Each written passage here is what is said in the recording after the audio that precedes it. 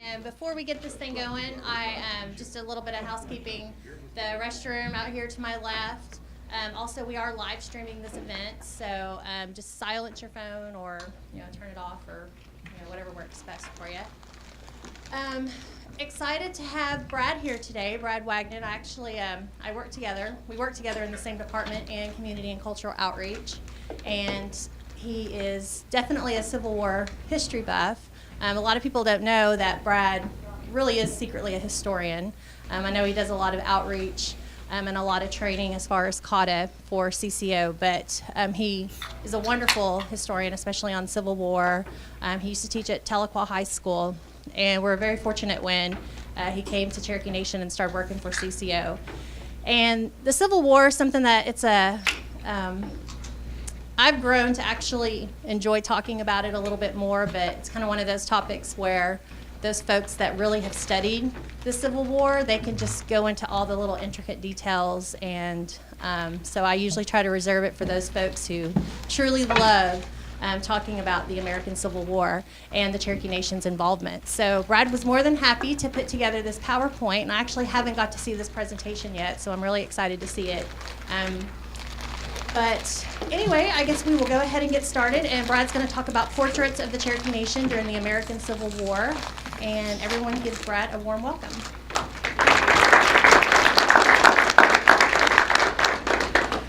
All right. Thank you all for having me today. Like you said, I'm Brad Wagnon. I do work for CCO as a technical assistant specialist. I recognize a lot of folks in here from that work, from our Cherokee community organizations. I also know that there's a lot, not a lot maybe, but there's a few of our folks from our at-large Cherokee organizations watching today, so I wanted to say hello to them as well.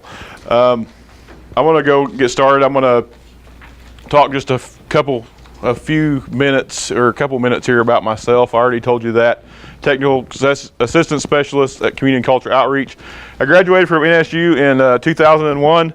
My bachelor's degree was in criminal justice, but my minor was in Native American Studies, and so I took a lot of classes there at NSU, and every chance that I got to write a paper, where they let me pick the topic, this was the topic that I wrote about. So I have researched it quite a bit there. I've had to refresh my memory some since I started doing this, working on this presentation. I was a former classroom teacher at Tahlequah High School for 10 years. I taught Cherokee culture and history and some language to high school students at Tahlequah. I am a volunteer on the Gideon Fire Department. I'm actually an officer there. I've been there for almost now. And I do what I've done with my friend Alex Stevenson as the illustrator. Did How the World Was Made. It's the Cherokee creation story in 2015. And then just in March, we put one out with Rowe Publishing, The Land of the Great Turtles. So check those out. They got them both in the gift shop up here in front of us. So that's enough about me. We're going to get right into this, and I hope you guys will pardon me if I check my notes every once in a while. This is I've only given this presentation twice, and so it's still fairly new to me, and I keep changing, adding things, and tweaking things as we go here. So what I want to start off with is how prosperous the Cherokee Nation was prior to this war. As you all know, we came over here on the Trail of Tears. We immediately started putting our government and our institutions back in order, our institutions of learning, which this here is one of those. Dwight Mission, of course, you recognize this building. This was actually here before the most of us got here. So that was one of the buildings in the Cherokee Nation. This was our courthouse that we built almost immediately when we got here. And then, of course, everybody recognizes this home, Hunter's home, there. And then this home here is Rose Cottage, which was the home of our principal chief during that time period, John Ross. This place here that we're sitting in was booming at the time that the Civil War started. We had at least kind of put a Band-Aid over those old animosities that we had that came from the Trail of Tears and before, and we were functioning and excelling as a people. And so that was the picture of the Cherokee Nation before the Civil War. It was prosperity. It was not for everybody, but for a lot of people, this place was a place of prosperity, a place of wealth, a place of knowledge. And then came the Civil War. I'm going to spend just a couple minutes talking about these guys. I've told people that I'm not going to talk about them very much in this presentation because that's not who we're here to talk about. But you can't talk about the Civil War without talking about the feud that came between these two men and people that were allied with them, Stan Wadey and John Ross. And it came about that at the beginning of the war, for circumstances that were beyond some of their control, that they for a while ended up on the same side. Because of the things that happened prior to the Civil War, because of the removal of federal troops from Indian Territory, we as a people, not everybody, but as at least officially sided with the Confederates during the beginning of the war. And so they were on the same side at the beginning. Of course, we all know at the end, well, they ended up not being on the same side. But we'll talk about that a little bit later. So I wanted to at least mention them in this presentation. But I'll mention a couple other guys that were important during the war. This is James Blunt, who was a Union general and had a lot to do with the things that went on here in the Indian Territory as well as in Kansas and Missouri. He was one of the leaders of the Union forces here. And this guy right here, Albert Pike, who had a ton to do with us joining the Confederacy, came here and was basically the ambassador from the Confederacy to the tribes in Oklahoma.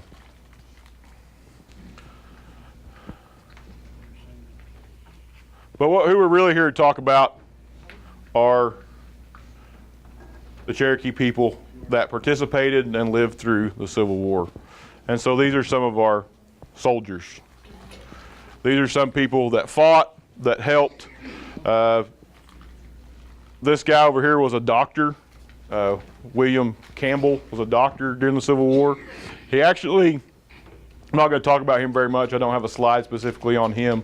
But he actually went to the East Coast and went to medical school, joined the Confederate Army and territory so that he could be a doctor for the Indian forces, the Confederate Indian forces here. He was from the Weber's Falls area. I got information on him from George and Linda Miller down there at the Weber's Falls Museum. And so you all recognize some of these guys. Elias C. Boudinot, John Drew, Lewis Downing, Redbird Six Killer. We're going to talk a little bit more about him here in just a little bit. And then this picture here is a pretty famous picture of a Confederate reunion down in New Orleans after the war. So number one, Michael O. Gormley was too young to join anybody at the beginning of the war. He tried, they wouldn't let him, but he did join in 1864 and was a Cherokee cavalry under Stan Wadey. Michael O. Gormley was a courier at the Battle of Honey Springs, and he talked about how hard it was on your everyday soldier in this regiment. At times there was plenty, but for weeks he talked about in his interview about going without food, going without the things they needed. So it wasn't easy by any means. He had personal recollections in his interview, and I'm talking about interviews. A lot of this stuff I got from the Indian Pioneer paper interviews, from people who were very elderly at that time. They were done in the 30s, and so people that actually lived through the Civil War were rather elderly at that time. Mr. Gormley, or Judge Gormley as he became to be known, was actually just shy of 90 years old when he gave his interview in 1937. And so he had personal recollection of how, and I know we've all probably heard that Stan Whaley was an excellent, a huge man in stature, that he was a presence anytime he rode up. He commanded people's attention. The Justice of the Peace in Tahlequah after statehood. He lived his entire life here. He's actually buried right across the road from where I went to elementary school, which I found that interesting, which is Grandview, just north of town here. He's buried in the Grandview Cemetery. He died in January of 1940, just shy of 93 years old. So that second one, the interview that I saw was with his son, C.B. Harris. That this was not, and we've all heard this before, that part interested in this war, that it was something that, but it did come to involve them. His understand Whaley and his time there, his property was built over toward Fort Gibson, just over the river, and this fort was built at Elk Creek, which his son said, Oktahal, Oklahoma. He was there, he said, when they captured a Union wagon train around the area of Pensacola, Oklahoma. Something I forgot to mention about Mr. Gormley, and it might have been evident by talking about his age. He believed that he was one of the only surviving members of Stan Whaley's regiment that lived all across the country, so there may be others, but I just don't know about them. But back to Mr. Harris. His family moved from Fort Davis eventually to Fort Ouachita to be closer to the Texas border and closer to Confederate protection.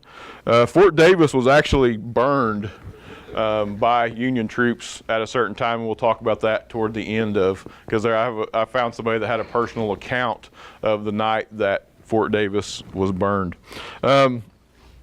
He said that his father, that Redbird Harris, stayed with Whaley until the surrender, which you probably would think would be kind of given, that the soldiers would stay with their leader until they talked to George and Linda down at Weber's Falls about the grounding of the Union ship close to Weber's Falls. And George said that from what he's heard, that was almost the end of Stan Whaley's regiment, because they got a whole bunch of stuff. They got flour, they got sugar, they got all kinds of things that their families back home were needing. Their families were suffering, and so he said a lot of guys would steal stuff that they had captured and take it and go back and take it back to their families, and they may or may not come back. So there was hardship this time. Redbird Harris is buried on his family's land. He died in 1903, survived the war, and is buried near the site of where Fort Davis was. We're going to talk about another Redbird. Redbird Six Killer, who's a lieutenant in the 3rd Indian Home Guard in charge of Company L for the Union. He is the father of an even more famous Cherokee, Sam Six Killer, who became a lawman after the Civil War. He's actually the brother to the guy who I'll talk about next, who is my great-great-great-grandfather, Cricket Six Killer. But Redbird joined. Sam was too young to join at the beginning of the war, but Redbird went and joined in Kansas. When Sam turned 18, he actually joined the Confederate Army, but shortly thereafter left to join his father and the rest of his family in Kansas when he was 19. This guy is Redbird's brother. Cricket Six Killer, like I said, is my direct ancestor. And until I started doing research on this presentation, I knew when he died, but I didn't know the battle or anything that he died in. But as doing research for this presentation, actually my brother found it. My brother and I are both very, very interested in history. Our dad was a history teacher for his entire career at Tahlequah schools. He taught the junior high and the high school, but he was a history teacher. So we're both very interested in history, very interested in our family history especially. And so he found a report about a battle, September 20th, 1862, which we knew was the date that he died. We knew that from his pension papers that we saw. That was the date that he died, but it didn't say where. And so he died at Shirley's Ford, which is actually in Missouri, just across the border in Missouri, in a skirmish where about the same number. It wasn't of course, the Union officer who gave the report said it was a victory because the Confederates ceded the field, but actually they lost about the same number of troops, about 20 troops on each side. But so he was killed there, and we don't know, there's no account that we can find of where those folks are buried. So we don't know where he's buried. We don't know whether they were buried in some sort of mass grave or something like that. We haven't actually got to go to the site, so we're not sure about that. But so that's a part of my family story, and a part that I've recently discovered more about. So these were some of our Cherokee soldiers, the everyday guys that were fighting on both sides in a war that initially they thought, well, they wouldn't have any part of. But I wanted to talk about other people in this presentation. And so, some women. And I'm not going to talk about all these women in detail, but I want to read something that I found, and I've got the website where I found it at the end of this presentation, but it was about Cherokee women. And it says, when the Cherokees joined one of the Indian regiments and went away to fight, they left women with huge responsibilities. Many women were required to act with as much courage and valor as any soldier on the battlefield. The Southern Cherokee women, as represented by Sally Whaley and others, defended against soldiers, border ruffians, and rival Indians, kept the family together, provided food and shelter, made clothes and other materials for the fighting men, fled to Texas and other areas to escape marauders, managed to survive for the most part in a strange land, and returned after the war to rebuild their farms and their lives. Then, as the men resumed their political and economic intrigues, the women were left to manage business, ranch, or farm, bear the babies, raise the family, teach the children, and bury the dead when old prejudice in the nation broke out again. And I'm going to talk about some women here in just a minute and the lengths that they went to do those things, to protect their families, to feed their families, to do all those things while the men were away. Eliza Daniel Strout, and I couldn't find a picture of her, but she was born in the Delaware district, and her interview said she was born near Mustang Creek. She was the daughter of Robert Daniel and Mary Buffington. She said her father did not take sides in the war, but her brothers did join, one on each side. So they were kind of split there. Her family, she said, moved to the Choctaw Nation where they could be protected by Southern soldiers. So they obviously had enough Southern Confederate leanings that they were able to go down there and be protected by soldiers. The Battle of Cabin Creek, she said, was fought near their home, and by most standards and by her interview, she said that was a huge Confederate victory. Their home, when they came back, though, talked about women coming back, their home when they came back was occupied. And from her interview, it sounded like her and her mother and her father returned home first. Of course, her father wasn't a soldier. He had stayed with them during the war, and he didn't want to anger these people that had occupied their house. And so eventually he offered them money to leave, and they did. And shortly thereafter, her brothers returned home, and they thought everything was great. But when they woke up the next morning, all their horses were gone.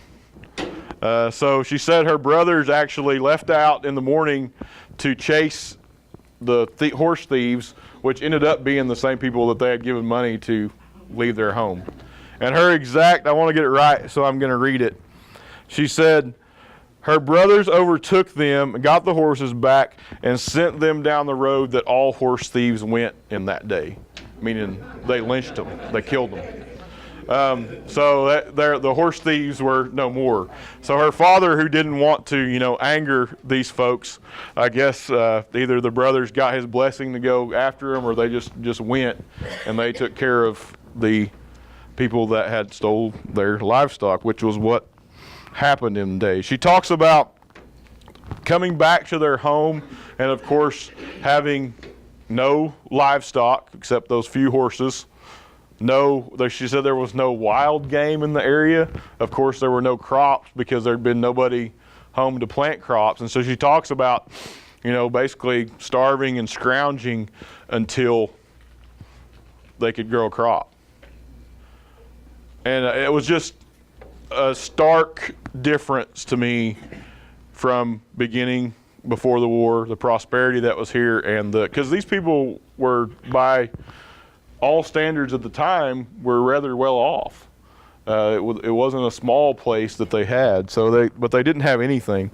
Eliza married a man named Thomas McSpadden, and she said in her report that she knew Stan Whaley, and that she was very well acquainted with Sally Whaley. Of course, she would be, because they ended up probably pretty close to the same place when they all moved to be protected.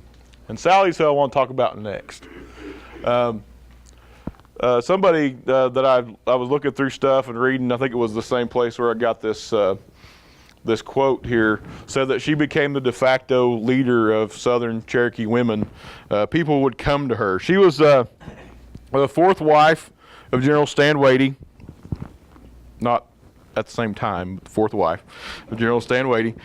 She ran his business affairs for, it sounded like, during the war and a lot after the war as well. She was a sister of another soldier, Colonel James Madison Bell. And she was his sister, and she was forced further and further south. For a while, she stayed where they were, a business up there, and so she stayed there for a time, and she was forced further and further south. The whole time, taking her family with her, and it sounded like also these other Southern women that had Cherokee women that had came to her for help, and so they moved further and further south until they got along that Texas border area where a lot of Confederate supporters that were Cherokee ended up. A whole presentation could probably be given on her and what she did during the war and after the war. Rebeca Newgen, and this lady I know is related to people that I know of. Somebody messaged me and said, "Hey, that lady's related to me." So I'm talking about people that are related to you, and other stories about them. I'd like to know them so that I can include them, or if you know something that was different. I meant to say this at the beginning of the presentation, but I didn't fact check these people's stories. I didn't go back, and a lot of times the family stories that I heard could be correlated with either an Indian Pioneer paper interview or something like that, but I didn't fact check these people's stories. I just took them for what they were as a snapshot of what it was like at the time. So this isn't meant to be something that's like 100% historically accurate. I don't know if anything's 100% historically accurate, but this is meant to be a presentation on what they said at that time. And I tried as closely as I could to stick with first-hand accounts of the Civil War. If it's not first-hand, it's from their children. So it's just one generation removed. But Rebeca Newgen, this was told by her daughter, Kate Rackleff, in her interview. She said that Rebecca's husband, her father, was a Union soldier. His name was Bach Newgen. She lived initially in the Going Snake district of the Cherokee Nation. And she said that her father could come home occasionally during the war and bring them things and visit, but not very often. Gibson, she said they had a little bit better than a lot of your everyday Cherokee folks. but went without food. And she recounted a particular time where the area cornered a cow in a kind of a box canyon area where there was no way for the cow to get out, and actually hacked at it with knives until they killed it so that their kids could eat. And that, I saw that like repeated several times in some of these stories. She exchanged things that she would gather. Her daughter mentioned specifically apples.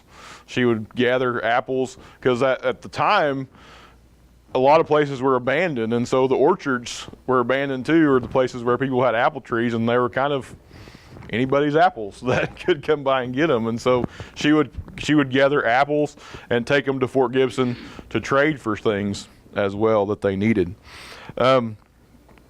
She said they hid all the boys when anybody would come to their house. And if any men came to their house, they hid the boys because they would either take them to be soldiers or they would kill them if they didn't want to come. We're going to talk about that, a story about that here in just a second. She also said that at one time she was at, she came to town. She said, I'm assuming it was Tahlequah. And she said that her mother came to town on a horse, and she tied the horse up outside of the store. And some Confederate soldiers came and were going to steal her horse. And she said her mother went out and told them that she was on errand for General Whaley and they needed to leave her horse alone. And they did. They just left it alone. I'm imagining this lady, she's here in the middle. I'm imagining she was probably quite a strong-willed, quite a commanding lady and so they listened to her. She talked about traveling the roads at the time, and that it was, very dangerous. Especially, she kept mentioning the boys. I'm guessing the boys were probably younger than her, and so she's talking about protecting them. She lived later. Rebeca later moved to the Halbert area near Clear Creek. She worked at the Cherokee prison. Her daughter said, washing clothes in order to earn extra money for their family. She lived to be, her daughter said she lived to be 113 years old. And so she had seen a lot of things. Now this next person I'm going to talk about is another relation of mine. We talked about her husband just a little bit ago, Redbird Six Killer. I don't have a picture of her, but I do have a picture of her tombstone. And you can see the date on there is July 30th, 1863. Melia Whaley, Six Killer, was the sister of Deborah Whaley, Six Killer, who was married to Redbird's brother, my grandfather, Cricket Six Killer. So they were brother and sister married to one another. But Melia was killed. Bushwhackers came to their farm in the Going Snake district of the Cherokee Nation. She died protecting her children. In fact, she had an infant boy in her arms. I'm not sure what his name was when she was shot, and he was killed as well by the family story that came down to me was Confederate soldiers, but that would be the family story because her family was, her husband was fighting for the Union. So I'm not sure who it was who killed her. If I've learned anything from doing this, it's that all sides in this war had people that came and raided homes, killed everyday innocent people, and some of them weren't even on a side. Some of them were just taking advantage of the opportunity that this war brought to come in to a place that was not necessarily real lawful at the time and take what they wanted. And so Melia Six Killer died protecting her farm and protecting her children. She's buried at Baptist Mission Cemetery near Westville, where a lot of my family is buried. The rest of them are buried all around that area, my dad's family. So that's Melia Six Killer. The next people I'm going to talk about are people who were children during the Civil War. I don't have a slide on this lady right here, but this is the daughter of Deborah and Cricket 6 killer, my great-great-grandmother, Lucinda 6 killer Wagnon. She was married, who was, for a time around statehood, the superintendent over the Cherokee Asylum for the but they lumped all those people together at that time. But he was the superintendent over that, the caretaker of that for a while, and she was his wife. And so she was a child during the time of the Civil War. The rest of these folks, I have slides on them, and we're going to talk about them in detail. Joanna McGee Jones was the daughter of Albert McGee and Susie Beck. She said the men in her family all went to join the Confederate forces in Texas, and they left telling their wives and their kids that they wouldn't be gone very long. That was the prevailing attitude at the time, that this war wasn't going to last very long and they'd be right back, basically. And so she said anytime anybody came by their house and asked where the men were, her mom would tell them they went south. And that's all she'd tell them. She wouldn't tell them when they left or how long they'd been gone or where or who they had joined, but they just went south. She recalls very vividly them sitting down to eat the food that they did have, and soldiers showing up right at dinner time and scooting them out of the way and eating their dinner right off the table.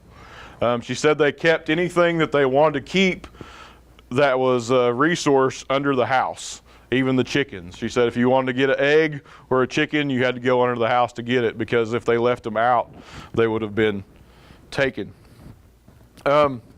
She recalls a time there was a miller in the area where she lived, and she even said that this miller would at times give the women in the area, cornmeal and different things when they didn't have anything to eat.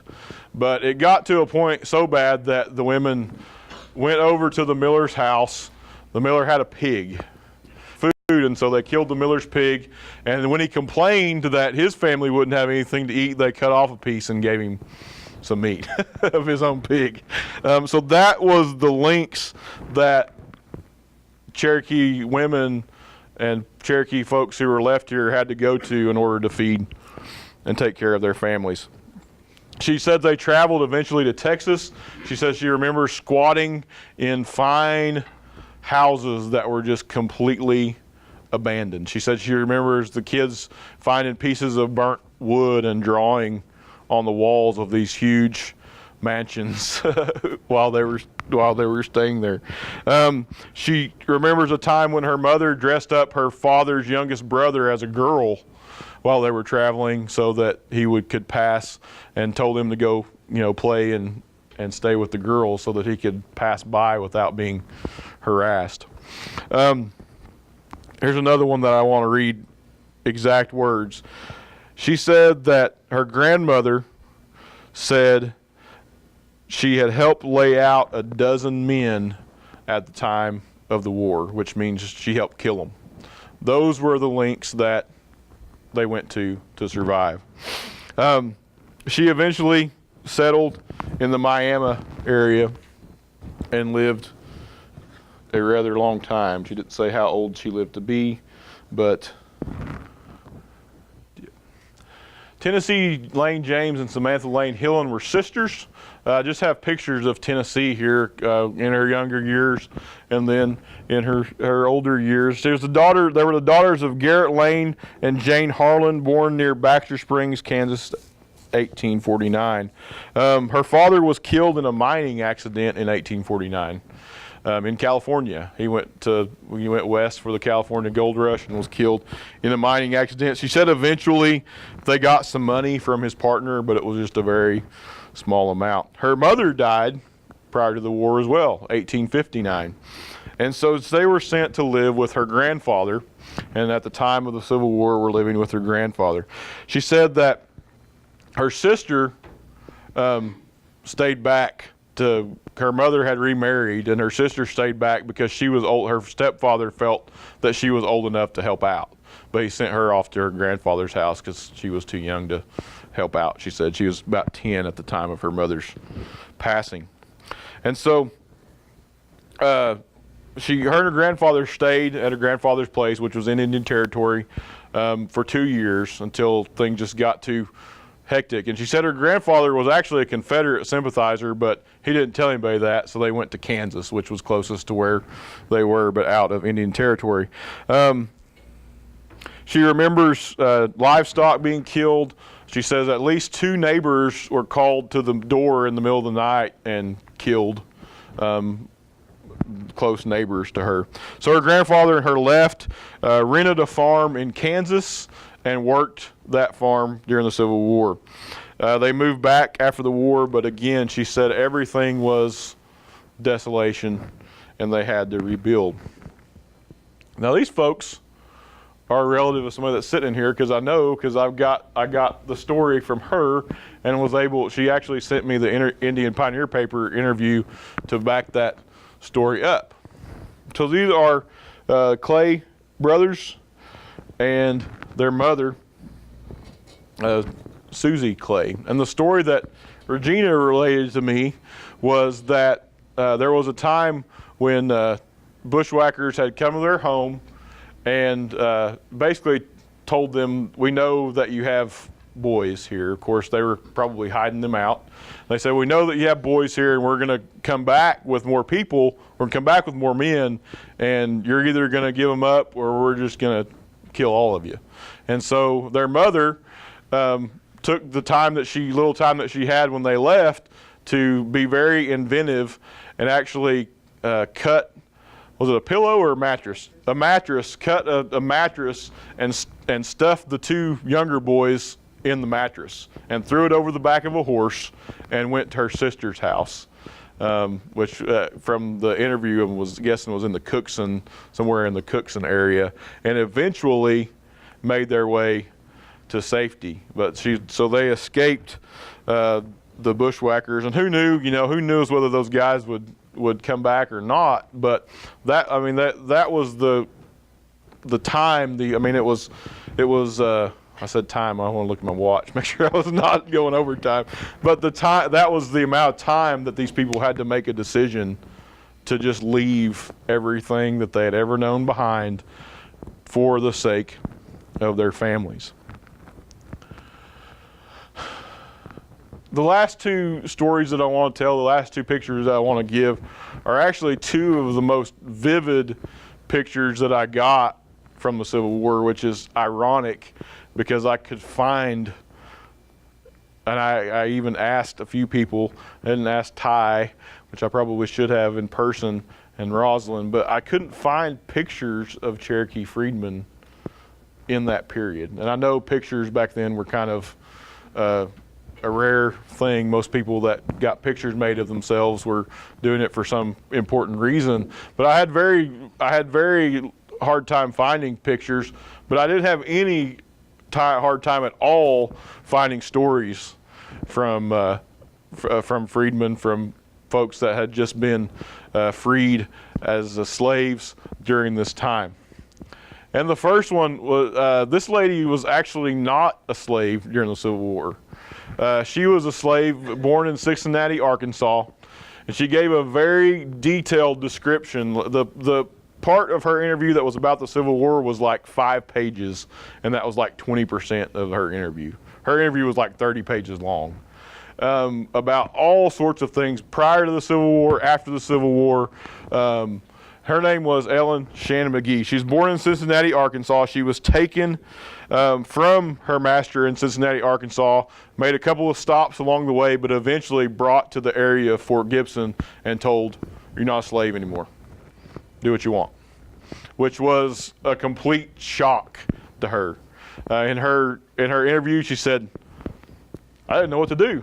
When I was a slave, I had food, I had a house, I had everything I needed. That's how I grew up. So I had to go find work."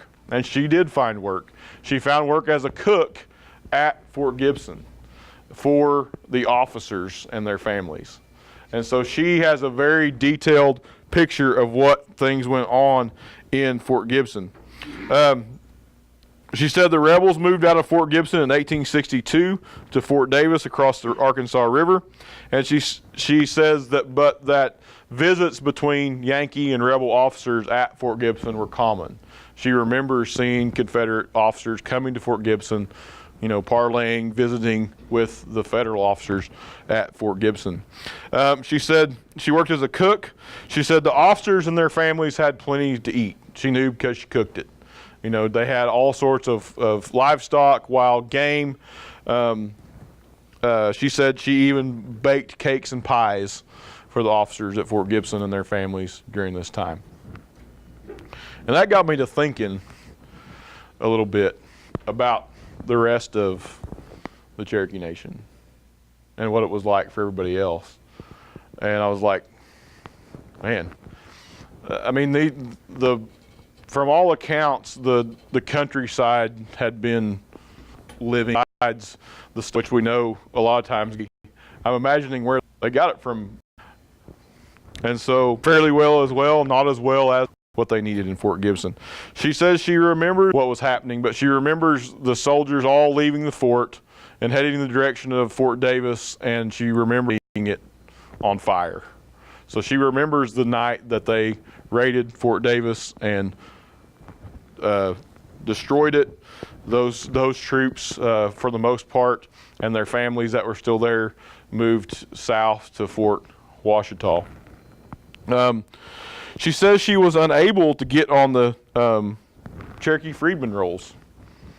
She said I couldn't do it because they didn't have any record of me ever being a slave in the Cherokee Nation, because I wasn't. I was a slave in Arkansas.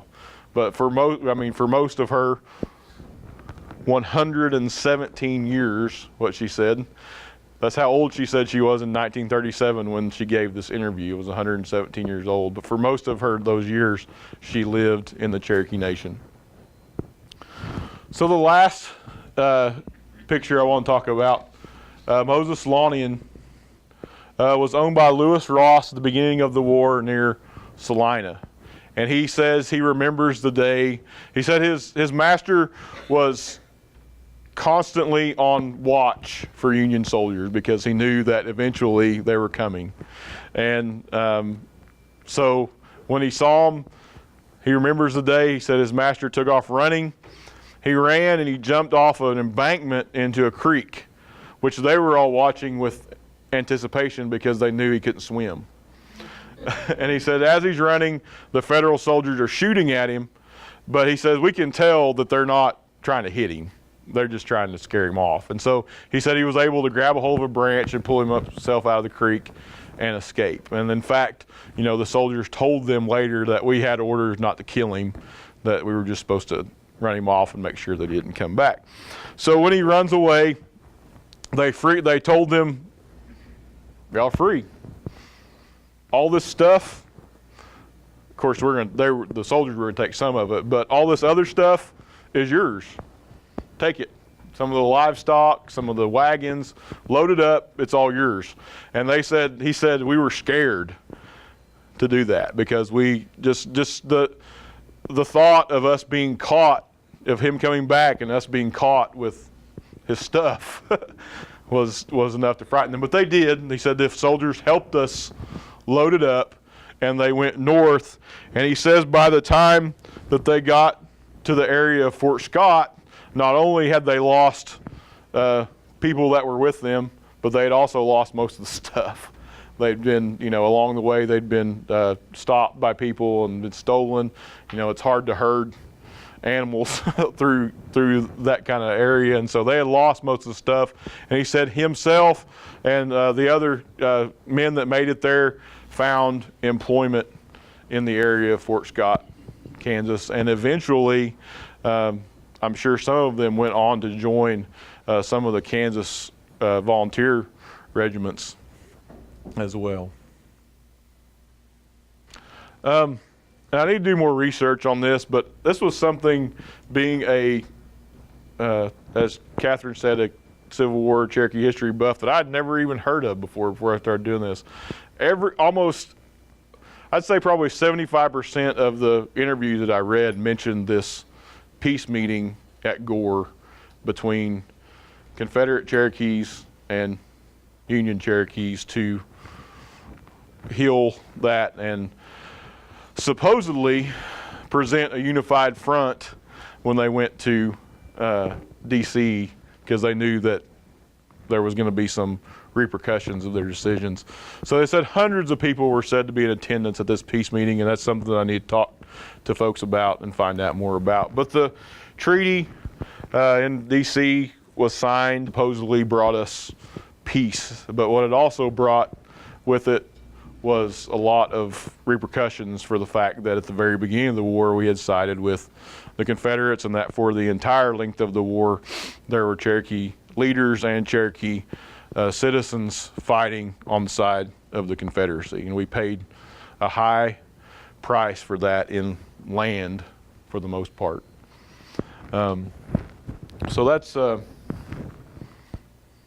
I got, and this are a lot of the people and a lot of the places where I got this information from. I spent a lot of time talking to my brother and talking to another one of our distant relatives, by a guy named Kevin King, about our family stories, and I talked to some of you in the room about your family stories, and I'm going to use this as a platform to make a plea that if people have family stories and they want their pictures and they want them included in this presentation, I'm going to be giving this presentation several more times, and I would love to add to it. And I would love to talk about the people that really suffered through this conflict.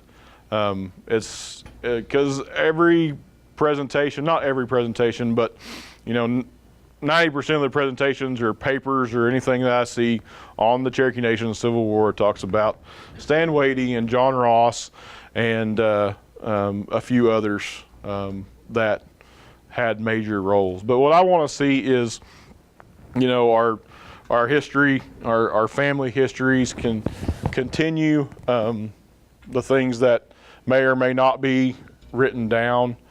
And so I'm using this as a plug to, if you want your family history or your story, your family story during this time included, that I'll include it.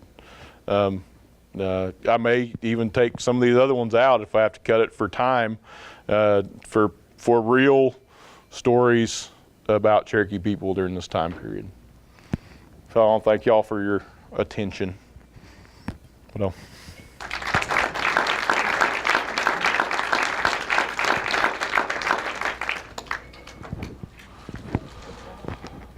questions? Yes. Brad, there's a couple of things I want to ask you about. The first one is, you mentioned in the beginning of your talk about the prosperity of the Cherokee Nation, but